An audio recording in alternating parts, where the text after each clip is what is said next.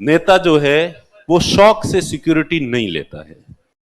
नेताओं को सिक्योरिटी की जरूरत होती है, इसलिए वो सिक्योरिटी लेते हैं।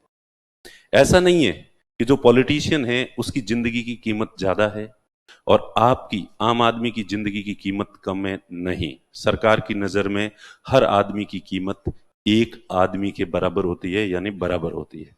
हर एक की जिंदगी कीमती है, बड़े से बड़ा नेता हो, भले ही आम आदमी गरीब से गरीब आदमी हो, हर एक की जिंदगी बराबर कीमती है। फिर नेताओं को इतनी सिक्योरिटी इसलिए दी जाती है क्योंकि उनकी जिंदगी को थ्रेट ज्यादा है, उनकी जिंदगी को खतरा ज्यादा है, उनके दुश्मन ज्यादा होते हैं। क्योंकि जो ही आप बड़े पद पे पहुंचते हो आपके दुश्मन ज्यादा हो जाते हैं।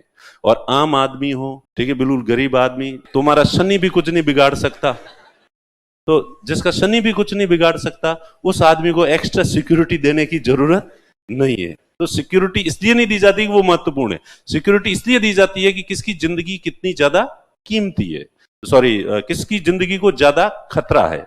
तो इसलिए, और केजरीवाल एकदम से राइज किया, फटाफट आम आदमी से वो सीधा मुख्यमंत्री बन गया, तो उससे भी ईर्ष्या करने वाले लोग जो है वो खूब हो गए, उसके दुश्मन ज्यादा हो गए, इसलिए उसकी जिंदगी को भी थ्रेट उत्पन्न हो गया। और थ्रेट हुआ ही, लोगों ने धड़ाधड़।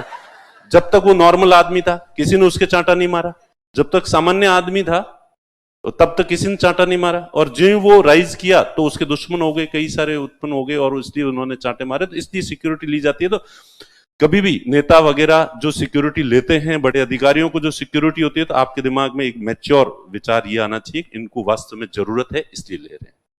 बड़ा मकान नहीं लेंगे, क्यों नहीं लोगे बड़ा मकान? तुम्हारे एक रूम से काम चल जाता है क्योंकि तुम्हें पढ़ाई करनी है। लेकिन एक राज्य का मुख्यमंत्री है, उसके पास रोजाना हजारों की संख्या में लोग अपनी शिकायतें लेके आते हैं, और उन लोगों की शिकायतें सुनने के लिए आपके पास पूरा स्टाफ होना चाहिए। उन शिकायतों का समाधान करने के लिए आपके पास सैकड़ों का स्टाफ होगा। और आप केवल ऐसा नहीं कि मैं दफ्तर जाके ही काम करूंगा, आप जब घर में रहते हो, मुख्यमंत्री को 24 घंटे काम करना होता है, वो 24 घंटे की ड्यूटी पे रहता है। तो जब वो घर पे रहता है तब भी उसको समस्याओं का समाधान करना होता है, शिकायतों का समाधान करना होता है। इसलिए उसके पास पूरा सिस्टम होना चाहिए ताकि वो जनता की समस्याओं का अच्छे से समाधान कर सके। तो अब वो सैकड़ों का स्टाफ रहने के लिए, क्या एक कमरे के क्वार्टर में मुख्यमंत्री और सैकड़ों का स्टाफ रह सकता है? नहीं रह सकता। नहीं रखेगा वो स्टाफ तो जनता की समस्याओं का समाधान कर पाएगा? वो नहीं कर पाएगा।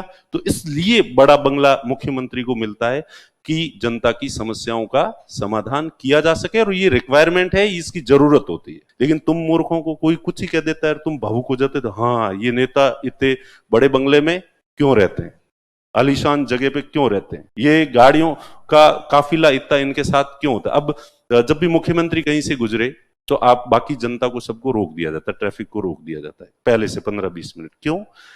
क्योंकि आपका समय केवल आपके लिए कीमती है, लेकिन मुख्यमंत्री का समय पूरे स्टेट के लिए कीमती है। उसका समय बचत होगी तो वो अच्छे प्रशासन कैसे दिया जाए, जनता की समस्याओं का समाधान कैसे किया जाए, उस पर ज्यादा समय दे पाएगा मुख्यमंत्री, और इससे जनता की समस्याओं का समाधान होगा। तो इसलिए वीआईपी ट्रीटमेंट इनको दिया जाता है ताकि एक अच्छी गुड गवर्नेंस जो है वो चले। लेकिन तुम अब आगे से इस चीज के समर्थक हो गए। मुख्यमंत्री, मिनिस्टर्स, नेताओं, इनके पास बंगले बड़े होने चाहिए या नहीं होने चाहिए? इनके वेतन ज्यादा होने चाहिए या नहीं होने चाहिए? अब रोजाना 100, अब कोई एमएलए है उसके पास मिलने के लिए रोजाना 100-150 लोग आते हैं।